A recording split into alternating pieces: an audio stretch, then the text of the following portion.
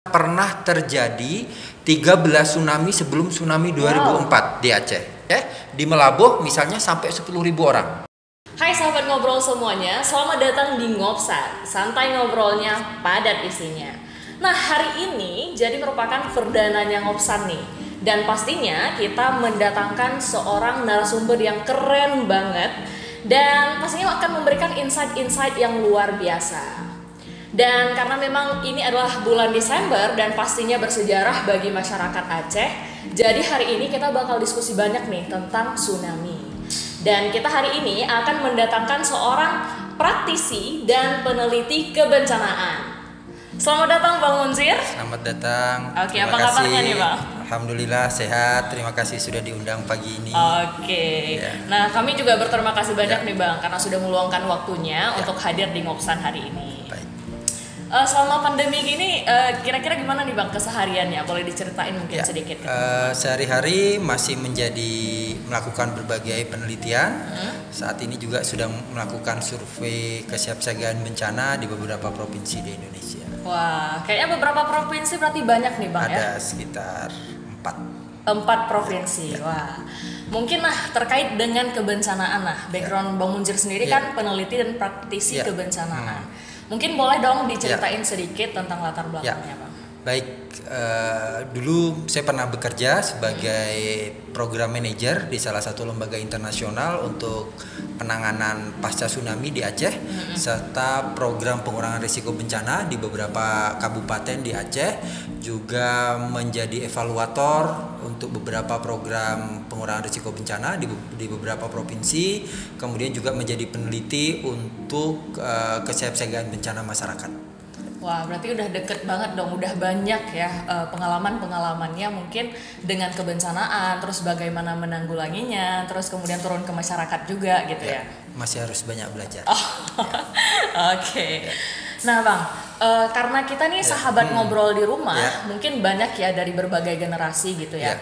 Karena memang tsunami kita di Aceh terjadi 2004 dan banyak juga generasi-generasi Z dan mungkin ya mereka mungkin tidak merasakan gitu gimana dahsyatnya tsunami. Mungkin boleh nggak sih Bang dijelasin sedikit apa sih sebenarnya tsunami? Sama nggak sih dia dengan air pasang gitu ya? Baik, tsunami adalah gelombang besar yang terjadi di laut karena ada gangguan di dasar laut, bisa jadi karena ada gempa bumi atau karena ada longsoran yang sangat besar. Gelombang besar ini kemudian menyebar ke berbagai arah dan kecepatannya bisa sangat tinggi, bisa sampai 600 sampai 800 km per jam. Itu seperti kecepatan pesawat Boeing. Jadi cepat sekali. Kemudian juga dia punya ketinggian yang cukup tinggi. Beberapa masyarakat di Aceh mengenang tsunami 2004 di kampung mereka itu bisa setinggi pohon kelapa. Jadi apa yang membedakan antara tsunami dengan gelombang pasang adalah jika gelombang pasang itu terjadi secara rutin, maka tsunami dia terjadi karena ada gangguan di dasar laut. Kemudian juga yang sangat penting adalah tinggi dan kecepatan. Jadi kalau tsunami itu tingginya bisa nyampe belasan meter dan kecepatannya bisa secepat pesawat udara, dan itu yang akhirnya menimbulkan banyak kerusakan, itu yang menimbulkan banyak korban jiwa. Nah, mungkin sebenarnya mulai juga masyarakat asli Aceh nih Bang ya. Cuman karena memang pada saat itu masih kelas 2 SD dan pun di kampungnya Muli itu tidak terkena terdampak tsunami ya. Jadi mungkin hanya bisa melihat dari layar kaca. Memang luar biasa ya, maksudnya masih terbekas sampai sekarang meskipun tidak merasakan, tetapi kayak mungkin teman-teman yang lain berdasarkan cerita, kemudian video-video yang ada di TV itu masih berbekas, masih teringat sampai sekarang gitu ya. Oke, nah sebenarnya Aceh pernah nggak sih Bang mengalami tsunami sebelum yang 2004 itu yang dahsyat? Baik, tsunami Aceh adalah salah satu bencana tsunami terbesar dalam sejarah modern. Tsunami 2004 itu bencana yang membuat kata tsunami akhirnya menjadi kata sehari-hari di Indonesia. Masyarakat banyak tidak sadar bahwasanya sebelum tsunami 2004 sudah pernah terjadi beberapa kali tsunami. Jadi teman-teman bisa pergi ke Gua Ek Lenti. Ek Lenti itu artinya kotoran kelelawar ya. Adanya di Long. Jadi gua ini arahnya sejajar dengan pantai. Dekat dengan pantai, agak tinggi dari pantai.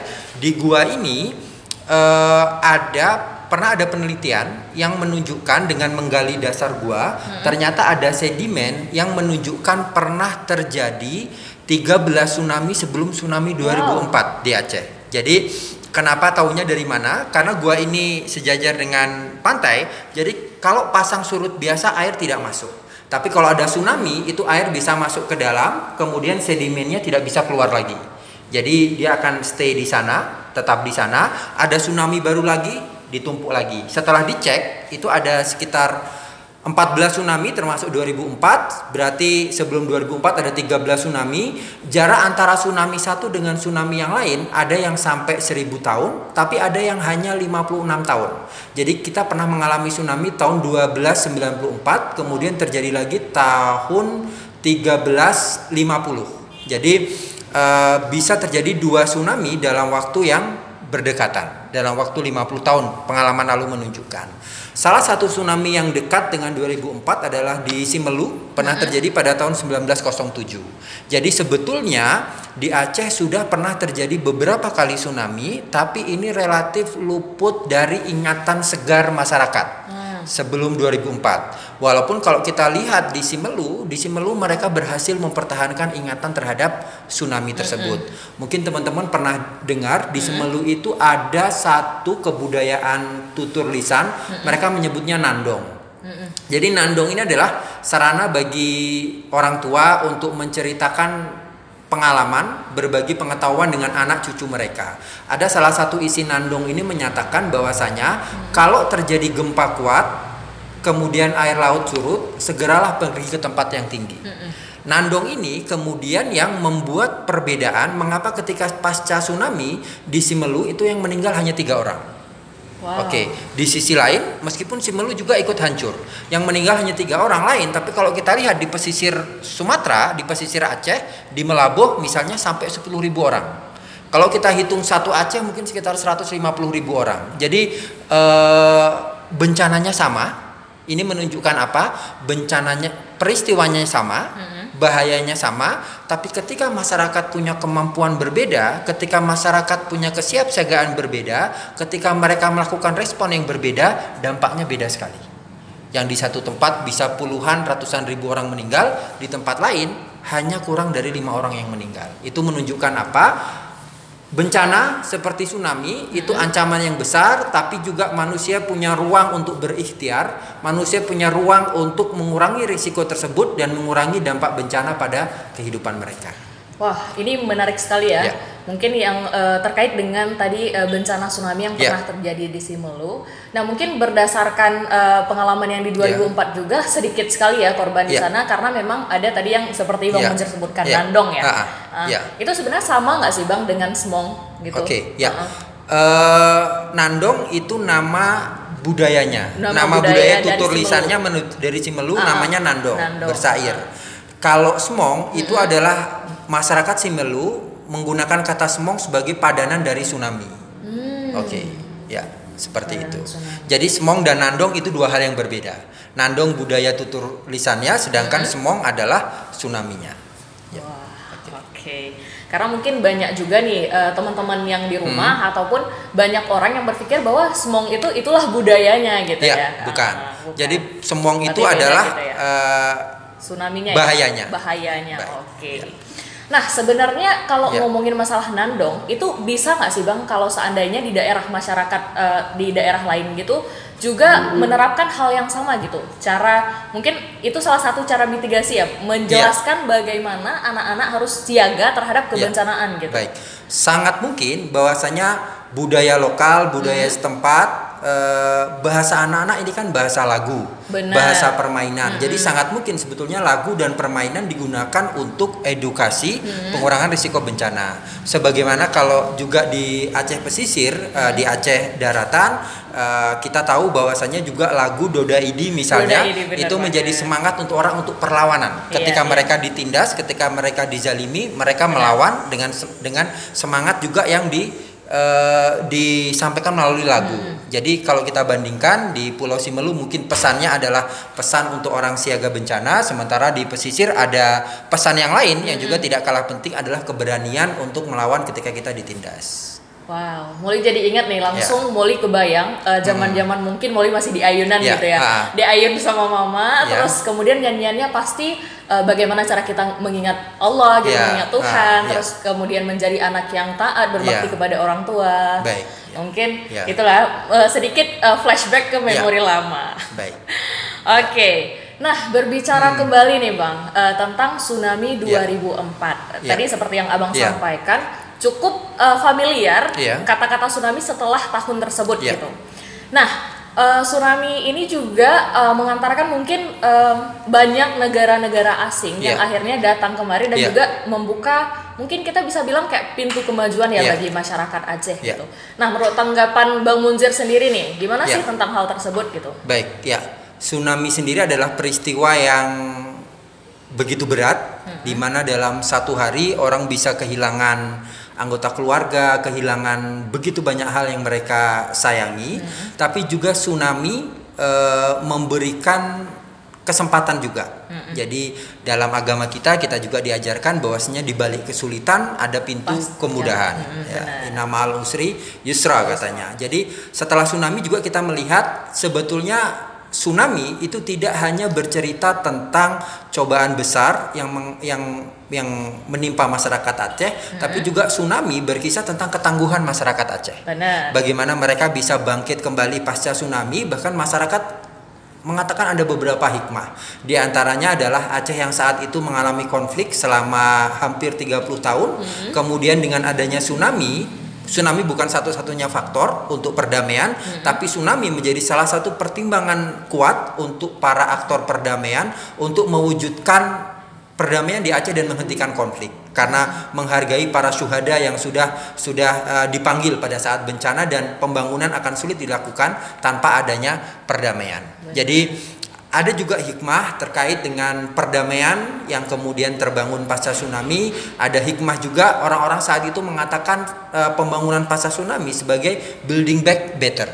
Kalau Anda lihat secara infrastruktur, dari sudut bangunan, dari sudut tingkat pendidikan masyarakat, dari sudut fasilitas pendidikan, fasilitas kesehatan, Aceh hari ini jauh lebih baik daripada sebelum tsunami. Jadi tsunami adalah satu cobaan, ujian yang begitu berat, tapi tsunami juga menunjukkan ketangguhan masyarakat yang bekerja bersama-sama dengan dukungan dunia internasional untuk membuat kondisi menjadi lebih baik.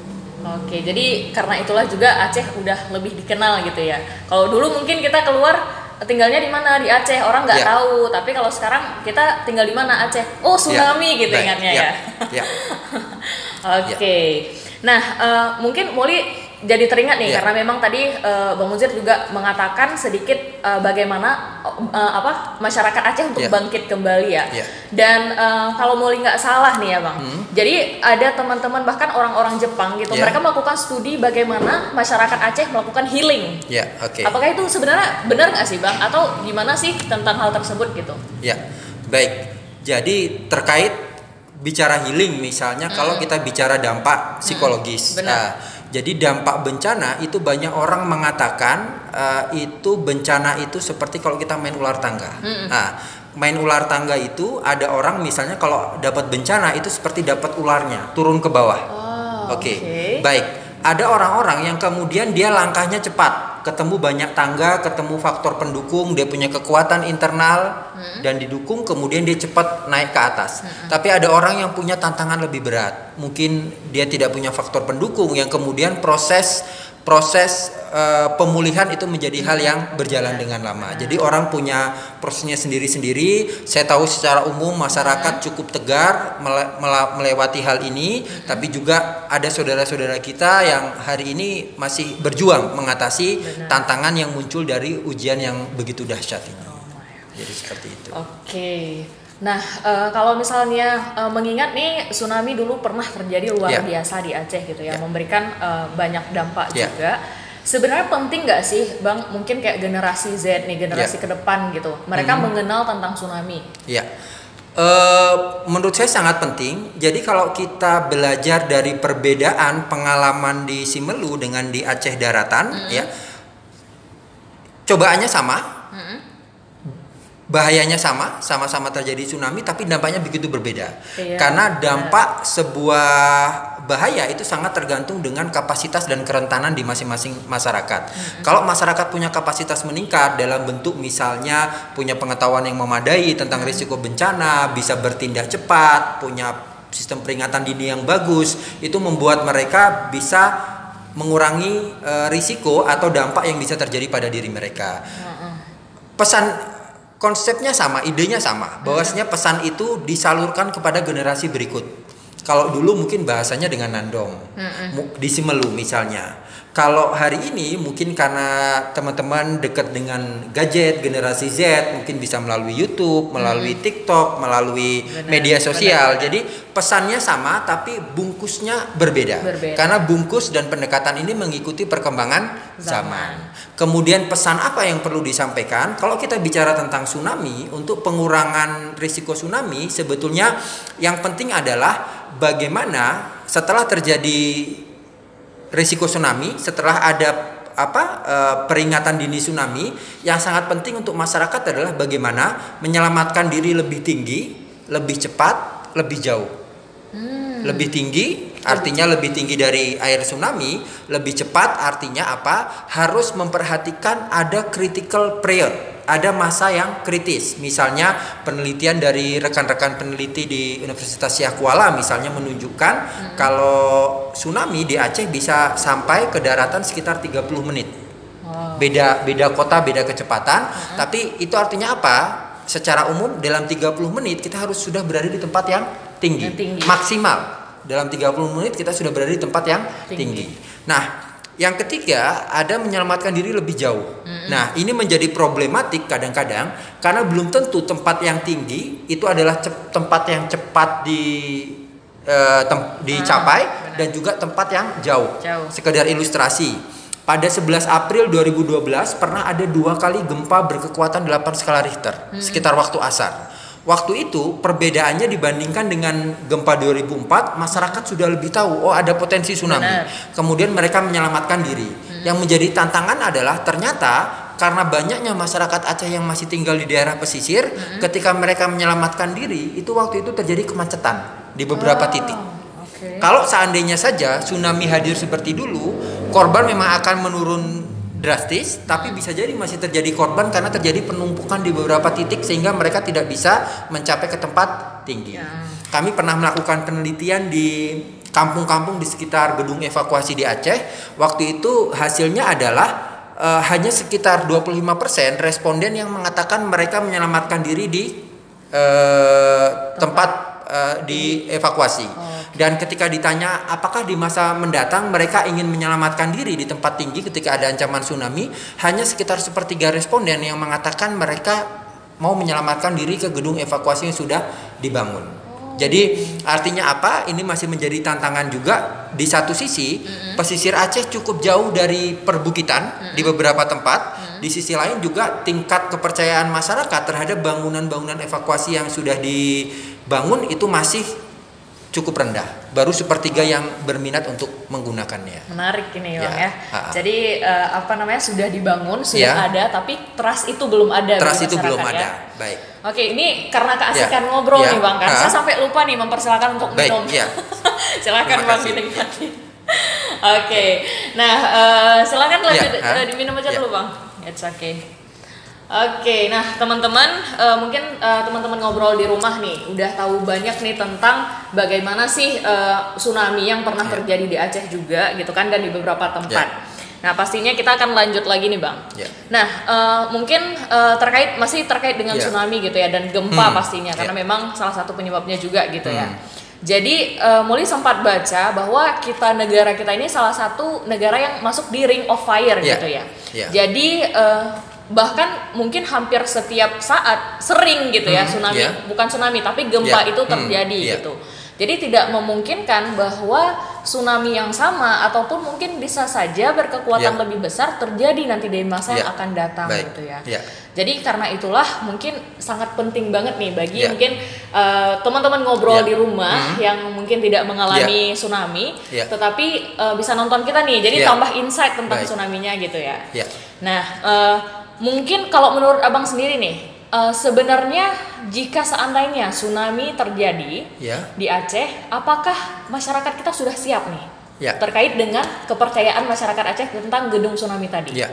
Baik, prinsipnya kan menyelamatkan diri dari tsunami itu adalah bagaimana menyelamatkan diri ke tempat yang lebih tinggi, lebih cepat kemudian lebih jauh. Nah, tantangannya adalah kalau di Aceh tsunami ini, kesiapsiagaan tsunami juga dipengaruhi oleh pengalaman tsunami di masa lalu. Di satu sisi ketika sudah ada gempa, orang kemudian terpicu menyelamatkan diri. Akan tetapi misalnya, kenapa orang tidak menggunakan gedung evakuasi? Ada yang mengatakan misalnya kami tidak pakai gedung evakuasi karena kalau masih lihat laut kami merasa tidak nyaman. Ada yang mengatakan kami tidak pakai gedung evakuasi karena gedung itu buatan manusia dan kami meragukan kemampuan konstruksi gedung tersebut. Jadi mungkin masih perlu ada PR dari pemerintah serta para pemangku kepentingan untuk menyampaikan gedung ini tingginya berapa. Tsunami dalam pengalaman sebelumnya tingginya berapa. Gedung ini dirancang untuk menghadapi gempa dengan kekuatan berapa. Jadi hal tersebut juga perlu untuk disampaikan. Jadi apakah masyarakat sudah lebih sadar untuk menyelamatkan diri pasca gempa? Ya. Sekarang masyarakat sudah lebih sadar, tapi tantangannya adalah mempertimbangkan apakah bisa sampai ke tempat yang tinggi dalam waktu maksimal 30 menit. Itu yang menjadi tantangan. Jadi kalau Anda tinggal di pesisir Aceh, Anda ingin menyelamatkan dirinya ke Matai misalnya, bisa dihitung kira-kira dalam kondisi semua orang menyelamatkan diri, apakah itu masih bisa ditempuh dalam 30 menit. Takutnya ada kemacetan. Dan yang kedua yang seringkali menjadi tantangan adalah di masyarakat kita, perilaku menyelamatkan diri ini juga dipengaruhi oleh keluarga. Dalam pengertian satu, pilihan apakah mereka akan gunakan gedung evakuasi atau tidak dipengaruhi apakah keluarga mereka menganjurkan atau tidak dari hasil penelitian. Yang kedua adalah banyak orang merasa berat untuk menyelamatkan diri ketika mereka tidak bersama keluarga dan anak mereka. Itu yang menyebabkan ketika terjadi gempa, sebagian orang dari bawah ingin ke atas, tapi masih ada yang dari atas kemudian ingin turun ke bawah untuk menjemput keluarga mereka yang ada di pesisir. Jadi ini karenanya kesiapsiagaan bencana tidak hanya perlu dilakukan di tingkat individu, tidak hanya perlu dilakukan di tingkat masyarakat, tapi juga dilakukan di tingkat keluarga. Oke, nah baik ya. Mungkin banyak hal yang kayak pernah nggak sih, mungkin bisa nggak sih Bang Muzir sedikit menjelaskan bagaimana sih mungkin teman-teman ngobrol di rumah nggak pernah tahu tuh di mana sih letak sirine tersebut ataupun bagaimana sih bentuk dari sirine tersebut gitu. Bisa mungkin saya sendiri belum pernah tahu nih. Salah satu sirine itu ada di Blang Oi. Bentuknya seperti apa? Ada yang bentuknya seperti menjulang tinggi ke atas gitu ya. Atau cara yang lebih mudah untuk Anda tahu sirinenya adalah setelah ini klik di Google sirine tsunami Banda Aceh. Langsung saja teman-teman ngobrol mungkin. Nih setelah nonton langsung ngelihat ke Google nih cari tahu gimana bentuk dari sirine gitu. Atau bisa dilihat gambar berikut ini. Baik Bang. Nah mungkin karena kita ini juga PRB ya, bulan PRB dan memperingati hari tsunami juga gitu. Nah sebenarnya menurut Bang Muzir sendiri nih, apakah tsunami harus diperingatkan gitu setiap tahun? Tsunami perlu diperingati sebetulnya setiap tahun untuk mengingatkan kita hidup di wilayah yang punya risiko bencana tinggi, tapi kita juga memperingati tsunami juga sebetulnya memperingati bukan hanya memperingati ujian besar yang pernah melanda, tapi juga memperingati mengapresiasi kekuatan masyarakat dengan solidaritas global, kemudian bisa bangkit kembali setelah tsunami menjadi masyarakat yang semoga lebih baik daripada sebelumnya. Jadi peringatan itu menjadi hal yang perlu untuk terus dilakukan, bukan hanya sekedar seremonial, tapi peringatan yang disertai dengan upaya-upaya untuk melakukan upaya pengurangan risiko bencana, termasuk meningkatkan pengetahuan. Ada pengetahuan yang selama ini masyarakat mungkin ada pengetahuan masih terus perlu disampaikan ke masyarakat. Misalnya banyak orang berpandangan tsunami itu hanya terjadi ketika didahului oleh gempa besar. Iya. Oke. Sementara pengalaman di Banten, tsunami Banten di Pangandaran itu tsunami terjadi tanpa gempanya dirasakan. Oke. Ada pandangan tsunami baru terjadi ketika air lautnya surut. Pengalaman di Mentawai ketika terjadi tsunami tanpa didahului oleh air laut yang terlihat surut secara signifikan. Jadi bisa jadi tsunami terjadi tanpa gempa yang harus dirasakan terlebih dahulu, bisa jadi tsunami terjadi tanpa ada air laut surut. Hal-hal seperti ini juga perlu dikomunikasikan ke masyarakat. Jadi ketika pemerintah mengatakan ada peringatan dini tsunami, meskipun Anda tidak melihat air laut surut, meskipun Anda tidak merasakan gempa yang kuat, kalau kita diminta untuk pergi ke tempat yang tinggi, kita pergi saja. Oke. Mungkin sahabat ngobrol di rumah, kita udah sampai nih di penghujung acara, dan pastinya langsung ingat tadi kata-kata Bang Munzir, bagi teman-teman yang mungkin keluarga di rumah, mungkin sahabat muda ya, mungkin bisa langsung diskusi sama orang tua sebenarnya gimana sih jika seandainya bencana itu terjadi gitu. Atau mungkin para ibu-ibu itu sudah bisa mungkin duduk bersama anak-anaknya menjelaskan sedikit pengalaman-pengalaman terdahulu gimana sih ketika menghadapi tsunami yang luar biasa itu ya. Nah, mungkin sedikit ya Bang kata-kata penutup dari Bang Munzir untuk acara kita hari ini. Baik, kata-kata penutup adalah pengalaman Aceh menunjukkan bahayanya sama, terjadi di waktu yang sama, tapi masyarakat Cimelu itu bisa tangguh dalam arti sangat sedikit korban jiwa yang muncul, sementara di Aceh daratan korban jiwa begitu banyak. Itu menunjukkan apa? Itu menunjukkan bahwasanya risiko bencana bisa kita kelola. Kita tidak pernah tahu kapan gempa terjadi, kita tidak pernah tahu kapan tsunami terjadi, tapi kita bisa meningkatkan pengetahuan kita. Ketika ada tanda-tanda tertentu, kita bisa kemudian segera menyelamatkan diri. Seperti itu. Terima kasih banyak nih Bang Munzir. Sebenarnya Muli masih pengen ngobrol banyak nih Bang ya. Cuman karena kita memang durasi.